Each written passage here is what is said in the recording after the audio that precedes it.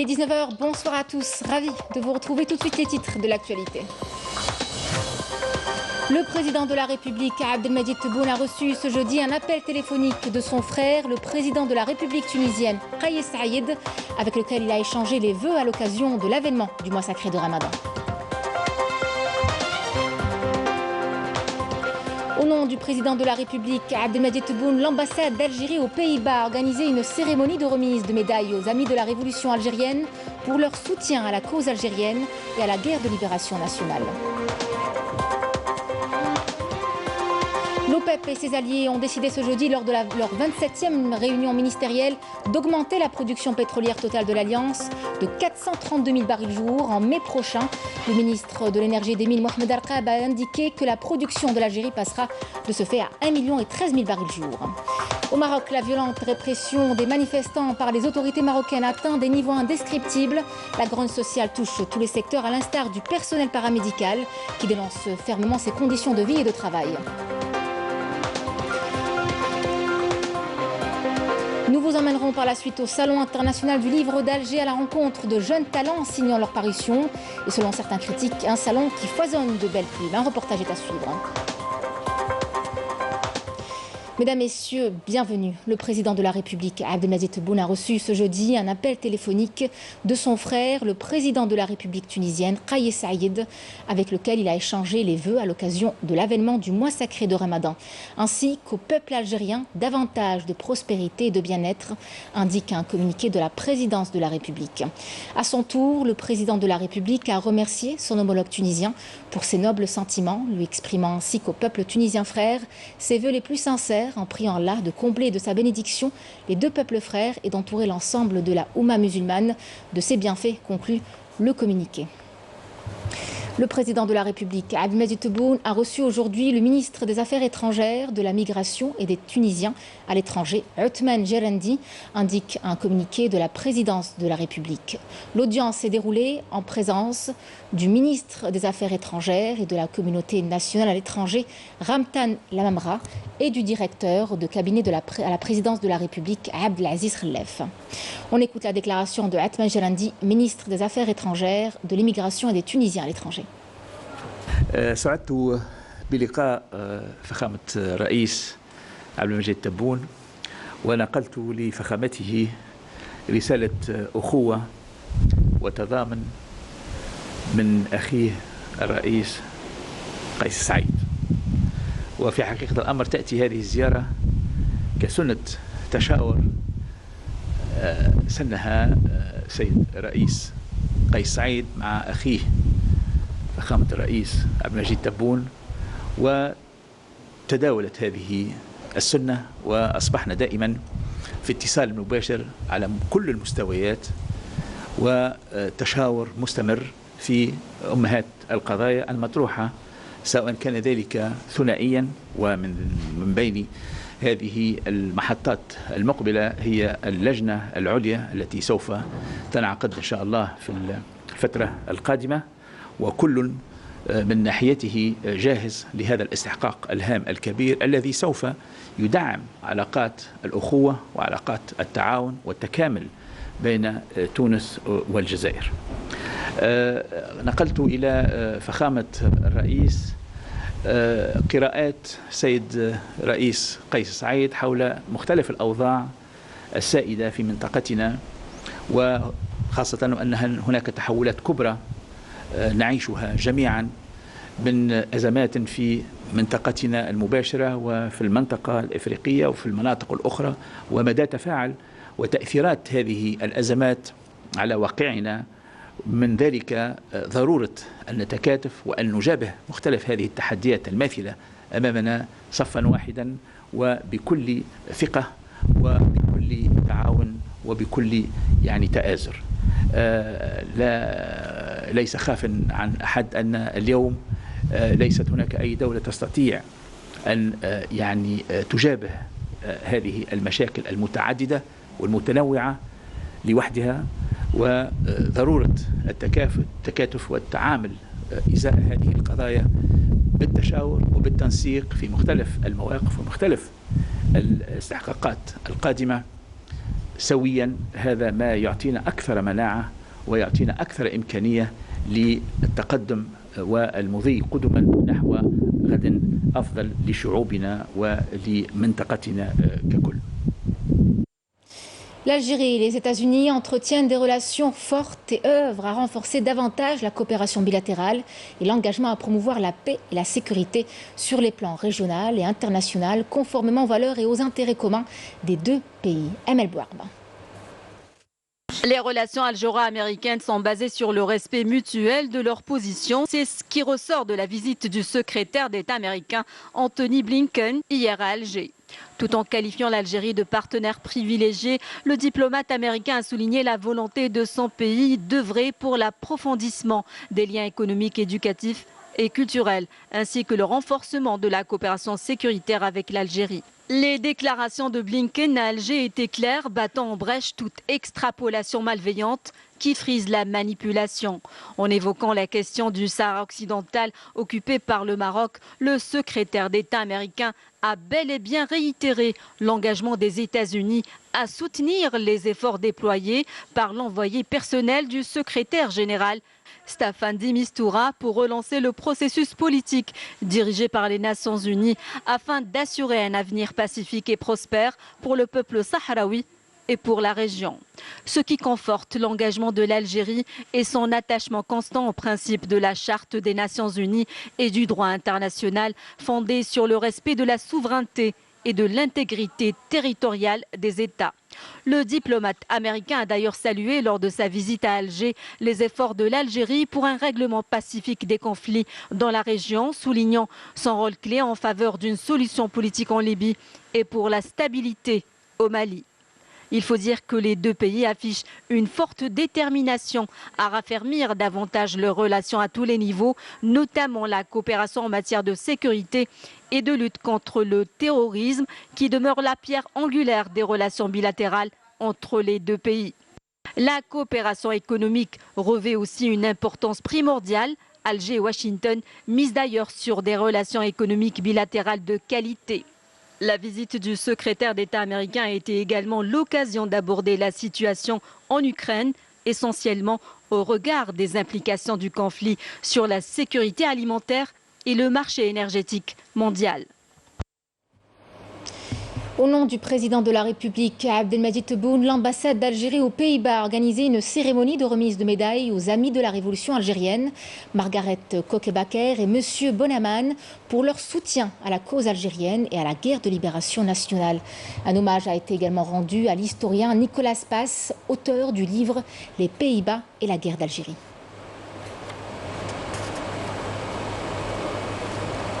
Ne manquez pas d'ailleurs ce soir un numéro spécial de votre émission ciné-thématique consacrée à l'homme symbole de la coopération et de l'amitié entre l'Algérie et l'Italie, l'ami de la révolution algérienne Enrico Mattei, à 21h sur Canal Algérie, la chaîne d'Akira et la chaîne 1. Un programme qui vous sera présenté par Emel Nabesh. Et on écoute tout de suite ses déclarations. تنفيذا لتوجيهات رئيس الجمهورية السيد عبد المجيد تبون القاضية بتكريم. Conformément aux directives de Monsieur le Président de la République Abdelmadjid Tebboune, qui nous a instruit d'honorer les amis de la révolution algérienne à travers le monde, et avec la contribution du ministère des Moudjahidines, nous sommes là aujourd'hui pour rendre hommage à ces citoyens hollandais. Certains ne sont plus de ce monde, d'autres sont présents parmi nous. Toujours fidèles à leurs valeurs et à leurs principes, ils ont contribué à la victoire de la cause algérienne. Ces derniers témoins vivants portent en eux des témoignages de la période coloniale à l'indépendance de l'Algérie.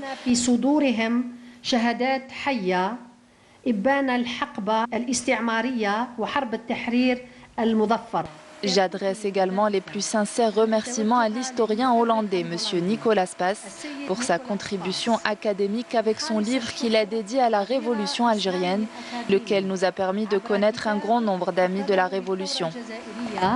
حيث مكننا من التعرف على عدد كبير من أصدقاء الثورة الجزائرية في هذا البلد الصغير. Je suis allée. D'abord, je vivais une année dans une famille à Genève qui était très portée à aider les Verlaines. Déjà, alors j'ai entendu beaucoup de choses sur ce qui se passait en Algérie. Alors, à la fin de ça, je jouais au voile là-bas aussi. J'apprenais le français. Et puis, après, je suis allée dans un camp, dans un chantier de travail en Algérie pour savoir plus. Et ça, c'était dur. Parce que de plus en plus, on entendait que ce qu'on avait déjà entendu était vraiment vrai.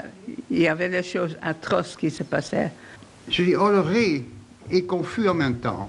Nous avons essayé de donner notre contribution à une Algérie nouvelle. Je débarquais à Alger, 22 ans, et fraîchement émolu de l'école d'agriculture tropicale de Deventer. En tant qu'historien, j'ai travaillé et je travaille toujours beaucoup avec des témoins d'époque. Donc les enquêtes sur le terrain, les enquêtes orales, selon moi, ont toute leur importance dans cette histoire du temps présent. Et justement, votre témoignage tout à l'heure, vos paroles, confirment, je pense, leur intérêt. Le président du Conseil de la Nation, Salah Goudil, a présidé aujourd'hui une réunion du bureau du Conseil élargie aux présidents des groupes parlementaires et aux quaesteurs. Cette réunion a été consacrée à l'étude de l'agenda des travaux du Conseil durant la prochaine période. Au début de la séance, le bureau du Conseil de la Nation a exprimé sa profonde affliction quant à la disqualification de l'équipe nationale de la Coupe du Monde 2022, appelant les acteurs du football en Algérie à travailler et à penser suivant une logique privilégiant la culture de l'État et conforme à l'importance qu'occupe l'Algérie, et ce, en agissant au niveau des organisations footballistiques mondiales, régionales et continentales pour changer les règles d'arbitrage et de choix des arbitres, suivant une politique basée sur la consultation et la coordination en amont, et d'y adapter la réglementation en vigueur dans le but d'éviter toute ingérence basée sur des calculs politiciens qui entraînent le peuple dans des situations dont il se passerait volontiers, et dont le plus grand perdant reste le sport et l'esprit sportif. Le bureau du Conseil de la Nation a poursuivi ses travaux avec l'étude des questions orales et écrites soumises au bureau, ainsi qu'aux questions organisationnelles et réglementaires. Une séance plénière à l'Assemblée populaire nationale a été consacrée ce jeudi aux questions orales adressées à des membres du gouvernement concernant 7 départements ministériels. Les questions ont été adressées à la ministre de la Culture et des Arts, au ministre de l'Industrie, au ministre du Commerce et de la Promotion des Exportations, au ministre de la Communication, à celui des Travaux publics, à la ministre de l'Environnement et au ministre de la Pêche et des Productions halieutiques. Je vous en parlais en titre. L'OPEP et ses alliés ont décidé ce jeudi, lors de leur 27e réunion ministérielle, d'augmenter la production pétrolière totale de l'Alliance de 432 000 barils jour en mai prochain. C'est ce qu'a annoncé le ministre de l'Énergie et des Mines, Mohamed Al-Qab, qui participait à la réunion par visioconférence. Les 23 pays de l'OPEP et leurs alliés ont donc opté pour le maintien de leur plan d'augmentation mensuel de la production autour de 400 000 barils jour, décidé en juillet 2021. Mohamed Al-Qab a indiqué dans une déclaration à la presse que la production de l'Algérie passera de ce fait à 1 013 000 barils jour. Et on s'intéresse à présent au gigantesque complexe industriel qui est le General Electric Algeria Turbine. Il est spécialisé dans la fabrication de turbines à gaz et à vapeur. Ce complexe, implanté à Ain Yagout dans la wilaya de Batna, est le premier du genre en Afrique et a pour vocation non seulement de couvrir les besoins nationaux, mais aussi de cibler les marchés étrangers. Badia Amarni. General Electric Algeria Turbine est le premier complexe industriel en Afrique de production, de montage et de services numériques dans le domaine de l'énergie électrique. Ce projet gigantesque implanté à Batna a été mis en place dans le cadre d'une coopération algéro-américaine. Il produit entre autres des turbines à gaz et à vapeur d'une grande précision, conformes aux standards internationaux. Nous sommes soumis à l'obligation de fabriquer selon les normes internationales pour non seulement couvrir les besoins du marché national, mais également pour satisfaire les commandes émanant de l'étranger.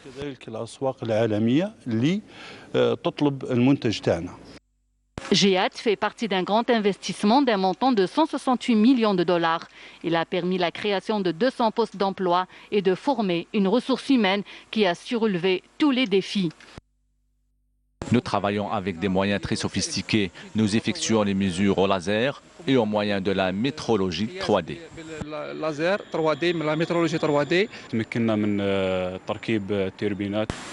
Nous avons réussi à monter des turbines à gaz et à vapeur, Dieu merci, sans incident. C'est le premier complexe de montage de turbines à gaz en Algérie et en Afrique. Mes collègues diplômés de l'université de Batna ont relevé le défi pour satisfaire la demande du marché.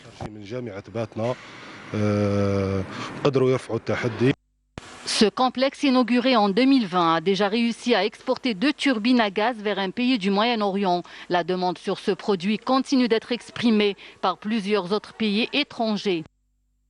التصدير اللي عملناه في 2021 هو حوالي بقيمة 120 مليون دولار.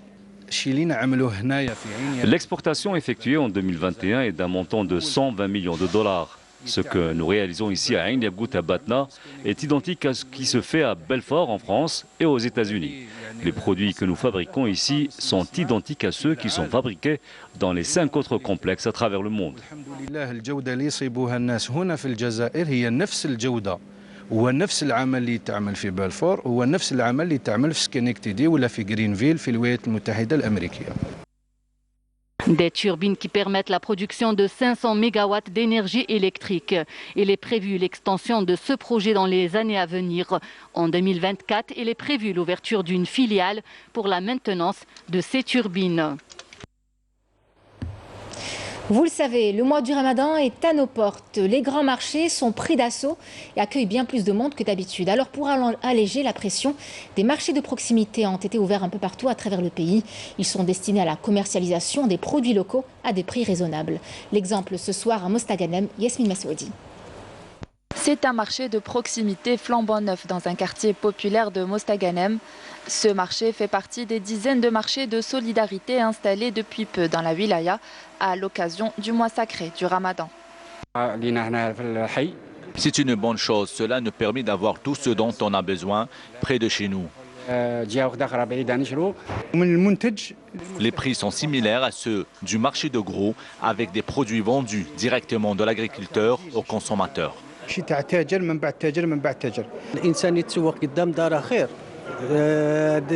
Ces marchés de proximité allègent la pression sur les autres marchés et proposent des produits avec des prix concurrentiels. Des marchés similaires ont été installés aux 4 coins de la wilaya qui proposent des prix à la portée du consommateur. Une initiative qui vise à combattre toute forme de monopole et de spéculation. La direction du commerce de la wilaya de Mostaganem a tracé un programme spécial qui consiste à alimenter tous ces points de vente durant le mois de Ramadan, en produits de large consommation et à des prix raisonnables au profit des consommateurs.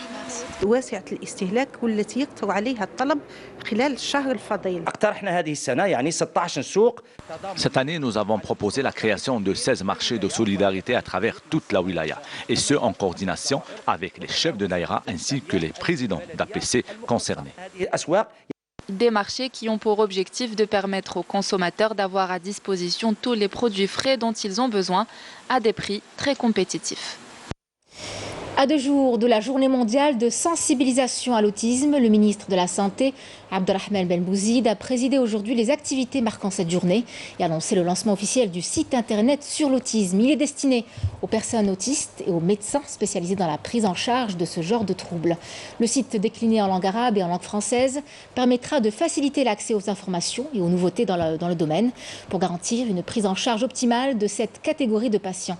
Le ministre de la Santé a également précisé que l'autisme fait l'objet d'une attention croissante et une priorité au niveau du ministère de la Santé, notamment depuis la création de la Commission nationale multisectorielle pour la prise en charge des personnes autistes créée le 18 juillet en 2016. Le don du sang, on vous en parle ce soir. La première campagne nationale au titre de l'année 2022 a été lancée pour booster les citoyens à ce geste solidaire. Il faut dire que le nombre de donneurs est toujours aussi insuffisant depuis l'apparition de la pandémie. C'est une manifestation qui sera menée en collaboration avec la Direction générale de la Sûreté nationale, Emel Bouarba. Pour Choukri, officier de police, le don de sang est un acte d'altruisme et de solidarité qui permet de sauver des vies, mais aussi de promouvoir les valeurs de partage et de cohésion sociale. Je fais des dons de sang de façon régulière. Je suis impliqué dans ces opérations de volontariat pour garantir un approvisionnement suffisant de sang aux malades. Cela crée des liens de solidarité entre la police et les malades.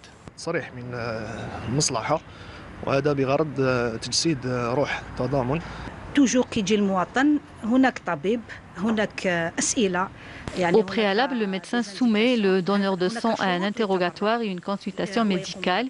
Il y a aussi des conditions à remplir pour donner son sang. Il est important d'être en bonne santé. Depuis la pandémie de Covid, les dons de sang se font de plus en plus rares. Pour y remédier, l'Agence nationale du sang, en collaboration avec la DGSN, organise une opération de volontariat pour promouvoir ce geste salvateur.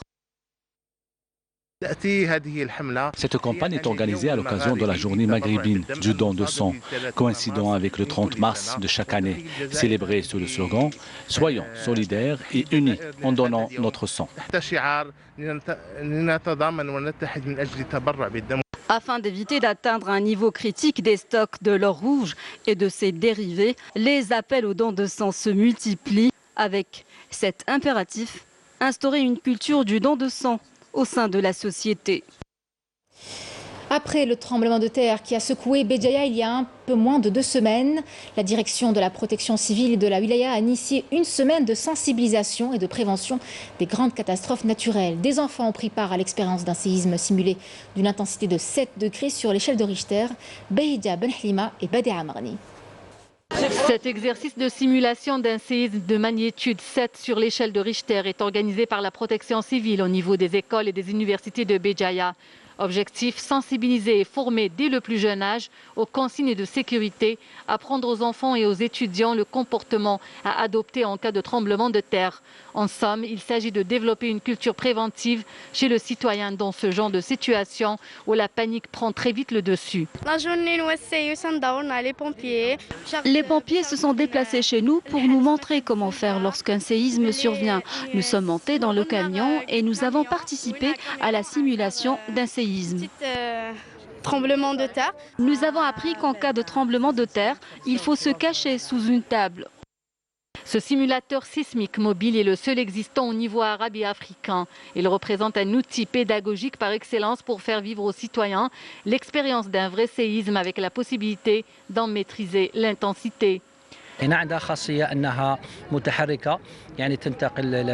Ce véhicule est mobile. Il peut se déplacer dans toutes les régions. Il est composé d'une table connectée à un système informatique permettant de simuler un tremblement de terre de l'intensité que l'on désire. Ce véhicule est mobilisé surtout dans le milieu scolaire pour un travail de sensibilisation.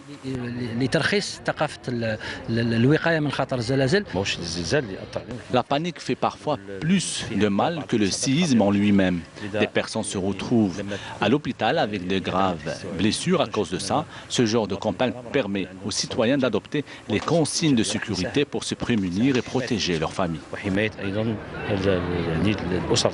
Cette campagne de prévention contre les séismes est une aubaine pour les adultes comme pour les plus petits, afin d'apprendre à réduire les pertes qui découlent de ce genre de catastrophes naturelles et d'augmenter le degré de conscience chez eux. Au Maroc, la violente répression des manifestants par les autorités marocaines atteint des niveaux indescriptibles. La grogne sociale touche tous les secteurs, à l'instar du personnel paramédical. Il dénonce fermement les conditions de vie et de travail, avec l'ultime volonté de poursuivre son combat jusqu'à la reconnaissance de ses revendications. Emel Bouarda.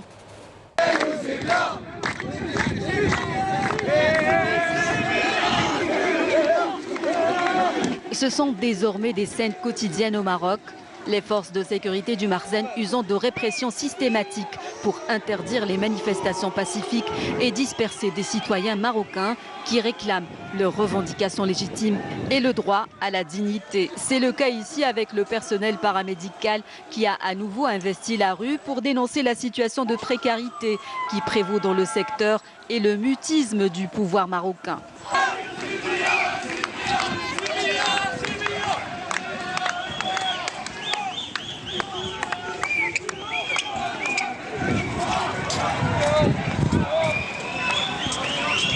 Recours à la répression violente, arrestation arbitraire, poursuites judiciaires infondées fomentées par le régime du Marzen, rien ne semble décourager et dissuader les Marocains qui continuent d'envahir la rue pour manifester leur mécontentement quant à leur situation socio-professionnelle de plus en plus précaire. Cette foule de manifestants du secteur paramédical a bravé la répression musclée des forces de sécurité marocaines pour exprimer son ras-le-bol et dénoncer la dégradation de la situation. S'estimant des laissés-pour-compte abandonnés par un pouvoir démissionnaire, ces manifestants, à l'image d'autres catégories sociales, tirent à boulet rouge sur la famille royale qui mène un train de vie luxueux, tournant le dos à son peuple qui croule sous le poids de la crise socio-économique. Face aux pratiques répressives du Marzen, le Front social marocain se dit engagé dans son combat pour la dignité, condamnant ce qu'il qualifie d'acte de mépris envers les doléances légitimes d'un peuple lésé dans ses droits. Il faut dire qu'au Maroc, la grogne populaire ne cesse de s'amplifier, n'épargnant désormais aucun secteur. Dans ce pays secoué de plein fouet par une crise économique et sociale sans précédent, les inégalités sociales se creusent, engendrées par un régime autoritaire qui fait la sourde oreille aux revendications des différentes franges de la société. En dépit de toutes ces pratiques, la mobilisation gagne du terrain. D'autres corps de métier marginalisés sont décidés à monter au créneau, déterminés à poursuivre le combat.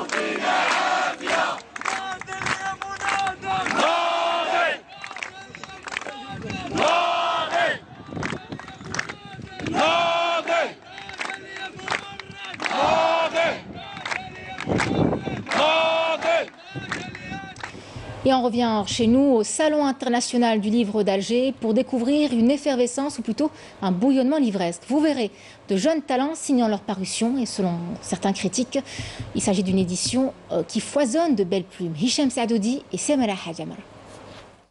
Le SILA offre son estrade à de grands auteurs connus, mais aussi aux jeunes qui le sont un peu moins. Ces derniers trouvent sans difficulté leur place dans les rayons de la plus grande librairie d'Algérie. Beaucoup d'entre eux se sont lancés et ont choisi l'écriture comme mode d'expression et pour d'autres comme exutoire thérapeutique. L'écriture pour moi est une thérapie. Et de mes longues nuits blanches, il y a eu la naissance de mon premier ouvrage, Khawatir Aqalbiya. J'en ai écrit un second en langue française qui s'intitule Pensée à la belle étoile. De la rigueur, de la créativité et de l'innovation, voilà ce qui transparaît dans leurs livres, des ouvrages en totale adéquation avec leur époque. Le fait d'être architecte m'a beaucoup aidé pour la description des lieux. J'ai voulu construire une passerelle artistique entre l'écriture romanesque et l'architecture et j'y ai rajouté ma touche.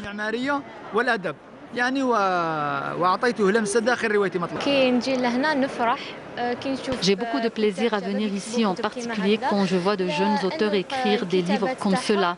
Je trouve que leur écriture reflète nos expériences et nos vies. Les critiques, quant à eux, préconisent de garder un œil et le bon sur les jeunes écrivains, dont certains sont annonciateurs de belles vocations en perspective.